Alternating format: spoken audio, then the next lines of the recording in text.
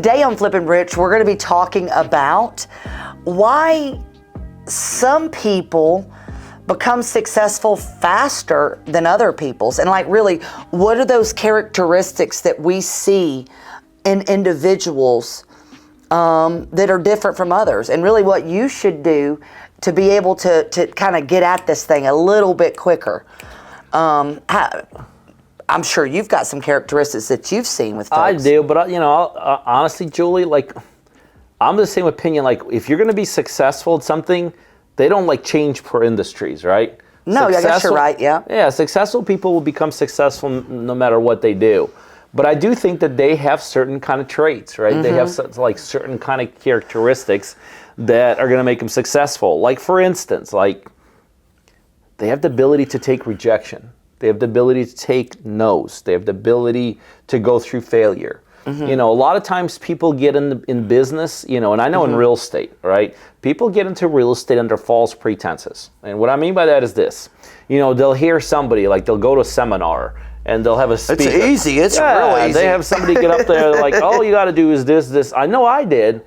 Like, literally, when I got started, I remember Jeff and I went to 2 seminars, right? Uh-huh. And this was crazy. I still remember this. Check this out. This is kind of funny.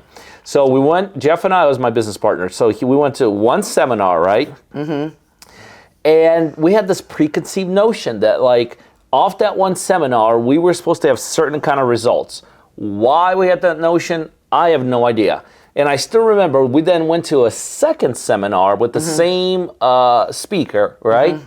And I was so proud of myself. I still remember, this is so silly.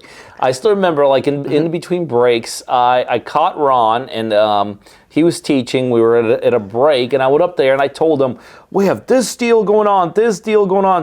And there were like 5 deals I was telling him about, right? Because in my mind, we had 5 deals. This is the crazy thing about it. None of those deals ever happened.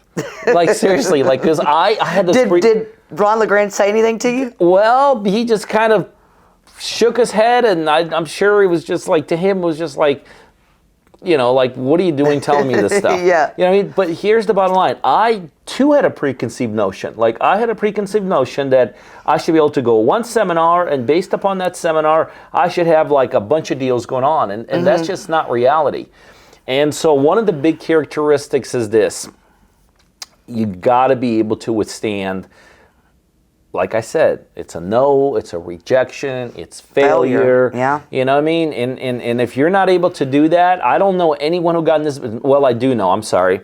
Many years ago, we had one locator that started with us. And back then I used to train locators, right?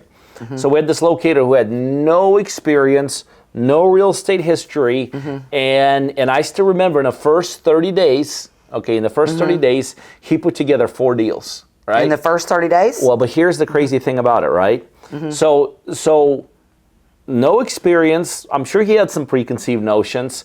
In the first couple weeks, first 30 days, he puts together 4 deals, right?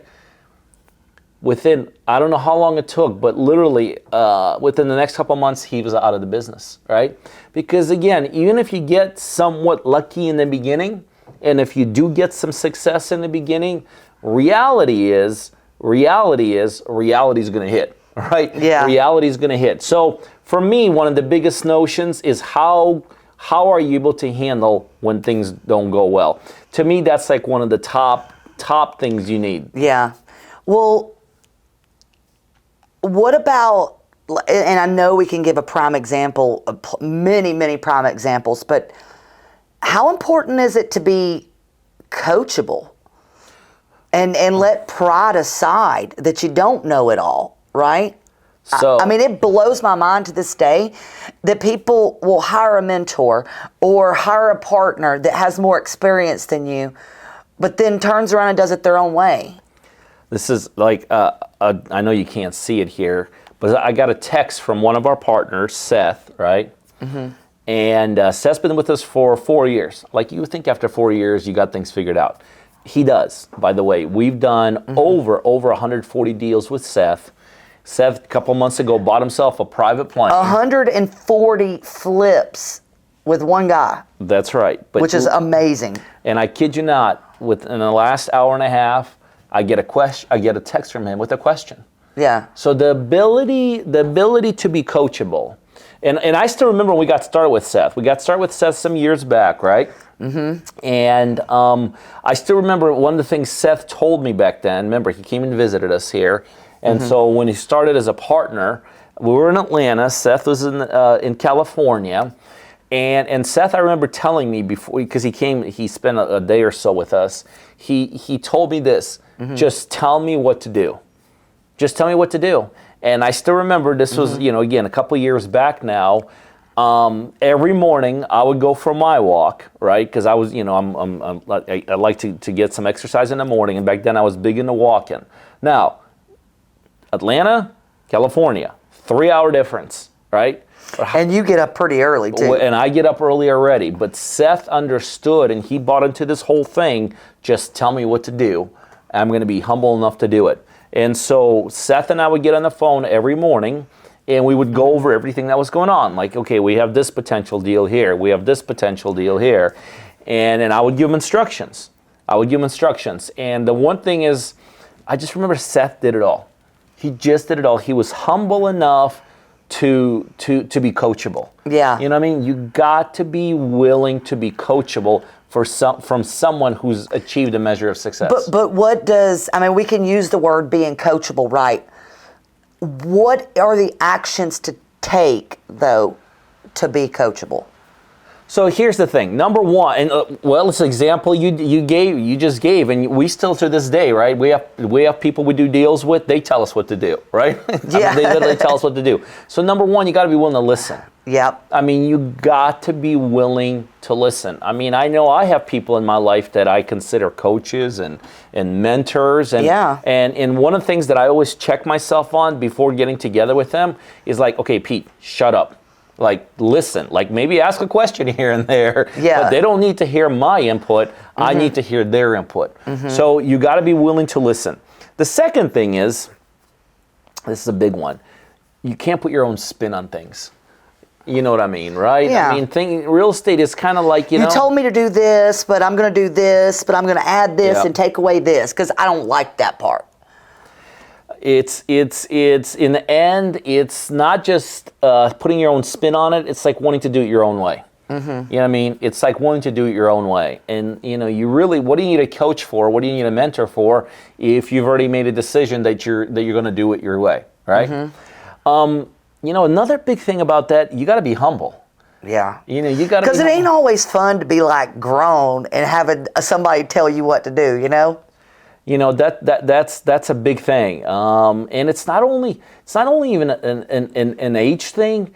It's just like for me, I know this was a very difficult one. I had achieved a measure of success before I got in real estate, right? So for me to be humble back then, when people were telling me things, it just wasn't part of my character, right? It was not part of my character. I will tell you, part of being coachable is not being arrogant. Yeah. You know what I mean? Is not being arrogant. And that was my big thing when I got started. This was part of my downfall, is that I was not humble and I was arrogant. And that made me uncoachable. As a matter of fact, it took me 8 months to realize that I needed a coach, and it wasn't that people weren't trying to help me potentially ahead of time. But because of my arrogance and because I was not humble, I was basically uncoachable. Well, let's face it. Why do we love Jamari?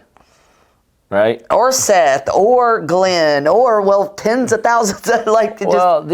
These guys. Oh, here's another big characteristic.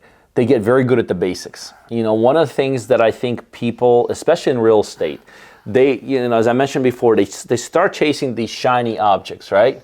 Whereas you take a guy like one of our partners, Jamari, he's been with us for a couple years. In the beginning, he didn't do a deal for his first year. He struggled. I don't know even if he struggled. Like if you look at it back, I'm sure that he won't describe it as a struggle. He'll describe it as a process. But to this day, I think we're on deal like 16 or 17 with him right now. He's still finding his deal the exact same way that he found his first one. Door knocking, because he's figured out something that works for him, and he's sticking with the basics. He's only getting better and better. It's so easy in this business to, I got my deal this way on this one, but now let me go look this. Because I saw this cool ad on Facebook. This is the new cool way to get deals. So easy to do. And so part of the people that I've seen successful, that become really, really successful, they've really, really mastered it. Yeah. Matter of fact, I believe in that concept so much. A couple of years ago, a friend of mine, Joe, we wrote a whole book called Brilliant at the Basics. And I could tell you the people that have absolutely, every person that you mentioned to me right now, I could think of the things they've gotten absolutely brilliant at. They're absolutely brilliant at the basics. And by the way, that's a positive thing. For some of you that may be listening, like, oh boy, I got to become brilliant at something, at the basics. See, to me, it would have been a lot scarier had I gotten into real estate and somebody said, well, Pete, once you learn these 500 things, you're going to be able to do it. Once I mastered that, really, I just got to get really good at just one or two things, and I could build a business, then it was just lights out. Then Well, think about Michael Jordan, right? I mean, you've all heard the story of Michael Jordan. Like, he's an alternate. He wasn't even accepted. So what did he do? Became brilliant at the basics. I mean, he stood at that free throw line probably more times than anybody could ever count. Yep. He, just on. He was the first one to practice, and he practiced with intention every time. Well, whether it's sports, whether it's even a marriage, right? There's certain things that you've got to, perfect practice makes perfect. So just like Jamari, just like Seth, just like, a lot of these people, is that they always hone in on that skill, whatever that skill that they get to. There's no question about it. The other big one that I talk about a lot, and this is a big one. This is one, I think, one that really knocks so many people out, is you can't put a timeline on success. Nope. We talk about being able to overcome things and all this, but there's people that have overcome, but they still haven't become successful. Why? Because they put a timeline on success, right? They like, okay, it's been a month and I haven't got a deal done. And this is the crazy thing about it. I never can understand, where do they think they understand that they should be? Here's somebody that gets started in real estate. They're 2 months into it. They're quitting. And I'm asking them, why are you quitting? And they're like, well, I'm not where I should be. And I'm like, well, where should you be? And they have well, I should have 4 deals by now. I'm like, really? Who tells you that, right? They don't even understand. Most people have no idea where they should be. So to make it easier, what I always tell people is 2 things. One, don't put a timeline on success. If you're going to put a timeline on anything, put a timeline on failure. Put a timeline on being broke. Or actions. All of that kind of stuff, right? Put a timeline on things that you don't like. Never, ever put a timeline on success. The other thing, don't ever put success into a box. And what I mean by that is, and again, I hear this all the time. People say things like, well, I'm going to do this. And then they're like, if this happens, I'm going to remain if, I get a deal under contract. I'm going to remain this if I could do a deal out of state. I'm going to remain if you cannot put success in the box. As long as you take timelines away, as long as you put all kinds of boxes away, and your attitude is however long, whatever I got to do, then I promise you, success is actually probably a lot quicker and a lot sooner than most people realize. Got to be humble. You got to be coachable. You got to be willing to hit your head against the wall. You got to be willing to work with rejection. You got to be willing to become brilliant at the basics. You can't put a timeline on success, and you definitely can't put a box around success. I think, if you got those kind of things not mastered, but if you're aware of them and you're willing to work through them, I think that it's a no-brainer. You will become successful. Absolutely. So thank you for being with us today on this episode of Flippin' Rich.